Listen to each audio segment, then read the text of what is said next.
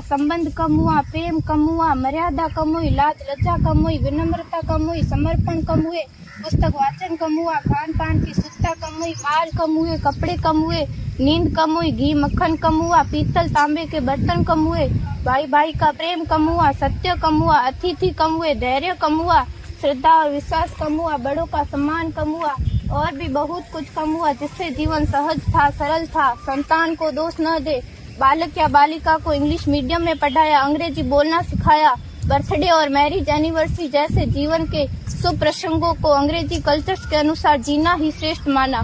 माता पिता को मम्मी डैड कहना सिखाया। जब अंग्रेजी कल्चर से परिपूर्ण बालक या बालिका बड़ा होकर आपको समय नहीं देता, आपकी भावनाओं को नहीं समझता, आपको तुच्छ मानकर आपसे जुबान लड़ाता, जब आपको बच्चे में कोई संस्कार नजर नहीं आता, तब घर के वातावरण को गमगीत किए बिना, संतान को दोष दिए बिना एकांत में जाकर रो लीजिएगा, क्योंकि पुत्र या पुत्री की पहली वर्षगांठ से ही भारतीय संस्कारों के बजाय, मंदिर जाने के बजाय केक कैसे काटा जाता है, यह सिखाने वाले आप और अम्मी है। जब बच्चा पहली बार घर से बाहर निकलता है तो प्रणाम और आशीर्वाद के बदले बाय बाय कहना सिखाने वाले आप और अम्मी है।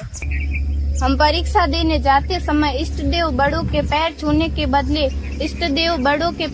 के बदले बेस्ट ऑफ लक कहकर परीक्षा भवन तक छोड़ने वाले आप और अम्मी है।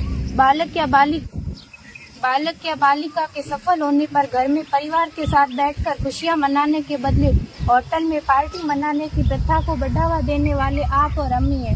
बालक या बालिका के विवाह के पश्चात कुल देवता देव दर्शन भेजने से पहले हनीमून के लिए फॉरेन टूरिस्ट स्पॉट भेजने की तैयारी करने वाले आप और अम्मी है। ऐसी कई ढेर सारी अंग्रेजी कल्चर्स को हमने जाने अनजाने स्वीकार कर दिया है। अब तो बड़े बुजुर्गों के पैर छूने में भी शर्म आती है। गलती किसकी? मात्र आपके माता और पिता की। अंग्रेजी अंतर्राष्ट्रीय भाषा है, से काम काज हेतु सीखना है, अच्छी बात है, लेकिन इसकी संस्कृति को अपने जीवन में उतारने की तो कोई बाध्यता नहीं थी। अपनी समृद्ध संस्कृति को त्याग कर नैतिक मूल्यों, मानवीय संवेदनाओं से रहित अन्य सभ्यताओं की जीवन शैली अपना कर हमने क्या पाया?